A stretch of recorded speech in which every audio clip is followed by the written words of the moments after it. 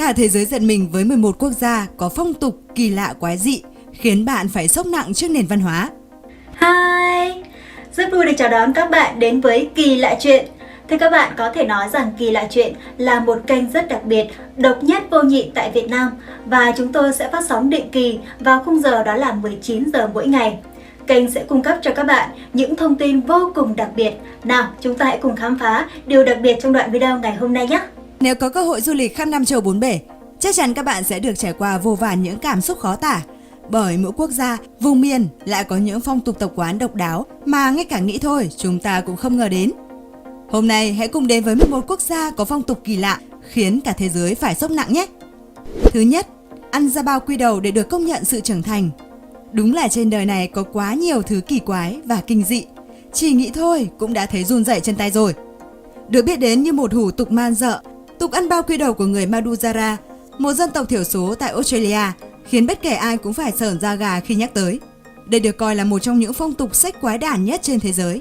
Theo phong tục của người Madurara, để được công nhận sự trưởng thành, thì những thanh niên trong bộ tộc sẽ được một người có địa vị trực tiếp cắt bao quy đầu và chia đều cho ăn. Dù được coi là hành động thể hiện sự nam tính trong văn hóa người Madurara, nhưng điều này đã quá sức dã man và gây giận rồi. Thứ hai, cắt ngón tay để thể hiện lòng thương xót với người đã mất. Lại thêm một tập tục kỳ lạ mà nghe xong chỉ muốn khóc thét. Đó là cắt cụt ngón tay để đưa tiễn người chết về nơi an nghỉ và xoa dịu nỗi đau buồn. Không biết là đau buồn cho người chết hay đau đớn cho chính mình nữa đây.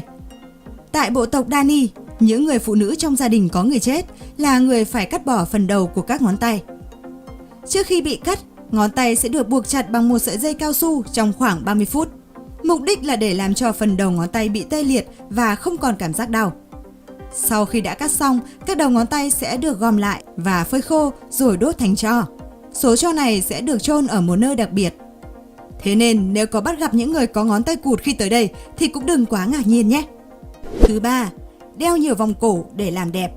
Có lẽ nhiều bạn không ngờ tới, ngoài tục lệ kim liên tam thốn khiến người ta giật mình thon thót ở Trung Quốc, thì tại Myanmar còn có cả biện pháp làm đẹp đeo vòng cổ như đeo gông nữa đấy. Những chiếc vòng cổ bằng đồng có thể nặng tới 10 kg, lần lượt được đeo lên cổ các cô gái từ bé đến lúc trưởng thành. Mỗi năm trôi qua, số lượng vòng cũng tăng lên. Theo quan niệm truyền thống, phụ nữ Kayan sở hữu càng nhiều vòng cổ, càng thể hiện nét cao quý và sự giàu có của gia đình. Điều này cũng tượng trưng cho nét văn hóa truyền thống lâu đời của bộ tộc. Các bạn có thấy hình ảnh này đẹp không?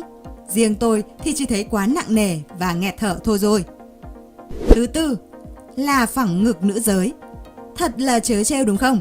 Trong khi nhiều quốc gia tôn vinh vẻ đẹp đầy đặn, mặn mà của phụ nữ, thì tại Cameroon, một quốc gia nghèo ở Trung Phi, lại muốn vẻ đẹp ấy biến mất. Tại đây, những bé gái mới lớn khi bước vào tuổi phát triển sẽ bị chính người thân dùng những vật đáng sợ như đá nóng hoặc miếng kim loại áp vào phần ngực nhằm làm biến dạng và ngăn sự phát triển bình thường của bộ ngực. Chưa rõ tính khả quan của tập tục hành xác kinh dị này, nhưng hậu quả đối với các bé gái là điều quá nặng nề. Những vết thương có thể nhiễm trùng nặng, để lại những di chứng suốt đời cũng như ám ảnh tâm lý mà các bé gái phải gánh chịu. Thứ năm, hiến trinh tiết cho trâu bò. Nghe quá vô lý và khó tin, nhưng đây là sự việc có thật tại Ai Cập đấy các bạn ạ. Sốc văn hóa chính xác là cảm xúc của rất nhiều người khi nghe đến đúng không nào? Theo quan niệm của người Ai Cập, thần Kim Ngưu rất được coi trọng và thường đem đến cho họ vàng bạc châu báu. Vì lẽ đó, khi những chú trâu hoặc bò tùy vùng miền đủ 4 tháng tuổi sẽ được đưa vào miếu thực hiện nghi thức dâng hiến trinh tiết. Trong quá trình diễn ra nghi lễ, các cô gái còn trinh tiết thay phiên nhau tắm rửa sạch sẽ và khỏa thân đi vào miếu thực hiện nghi thức hiến dâng trinh tiết của mình. Trước đây chỉ biết đến Ai Cập với các công trình đá đồ sộ và vĩ đại thần bí, nào ngờ lại có cả những phong tục kinh dị như thế này. Thứ sáu, đào xác dẫn về nhà. Chắc chắn bạn vẫn chưa hết sốc với những phong tục kỳ quái trên đây đúng không nào? Hãy lấy lại tinh thần để tiếp tục theo dõi tục lệ đào xác dẫn về nhà không kém phần đáng sợ ở Indonesia nào. Với quan niệm người chết vẫn chưa phải là hết, người dân Toraja, Indonesia mỗi năm lại đào xác người thân quá cố lên, dẫn về nhà, tắm rửa sạch sẽ, ăn mặc gọn gàng, dẫn đi khắp làng như chào đón người thân lâu ngày gặp lại. Tuy mang ý nghĩa tưởng nhớ về người quá cố, cũng như cách thể hiện tình yêu với những người đã khuất, nhưng việc đào lên rồi chôn lại những cái xác có tuổi đời đôi khi lên đến hàng trăm năm vừa quá kinh dị vừa là nguồn lây các dịch bệnh nguy hiểm. Thật may mắn khi sinh ra tại Việt Nam đúng không các bạn? Thứ 7. Săn đầu người. Tập tục nghe qua tưởng rằng chỉ có trên phim ảnh, không ngờ lại là người thật việc thật ngoài đời các bạn ạ. Tôi dám chắc không ít người sẽ chết ngất khi nhìn thấy cảnh này đấy. Thổ dân Dayak hay Diak sống ở đảo Borneo xưa quan niệm đầu người là nơi lưu giữ trí tuệ, sức mạnh của con người. Việc đoạt đầu của người khác sẽ giúp họ thừa hưởng trí tuệ, sức mạnh của họ.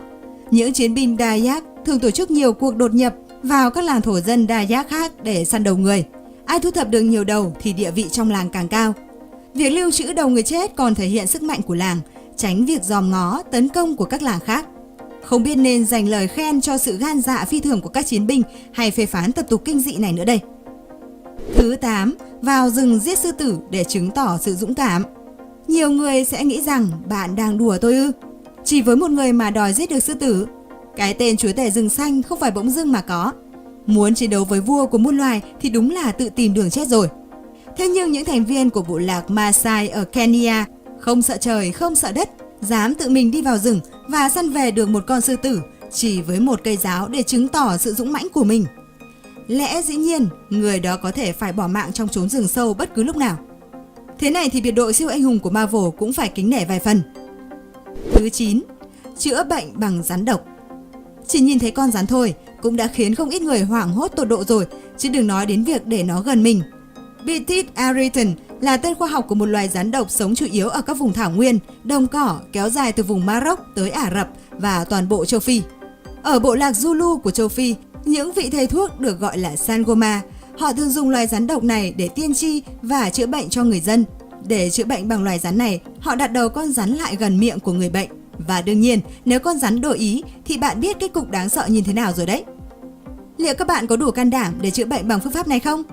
Chắc chắn là nhiều người thà về gặp ông bà tổ tiên cũng không dám đối mặt với con vật này nhỉ. Thứ 10. Uống máu pha nước. Chén chú chén anh, rượu vơi đi lại đầy. Đấy là người Việt ta uống rượu với nhau thôi.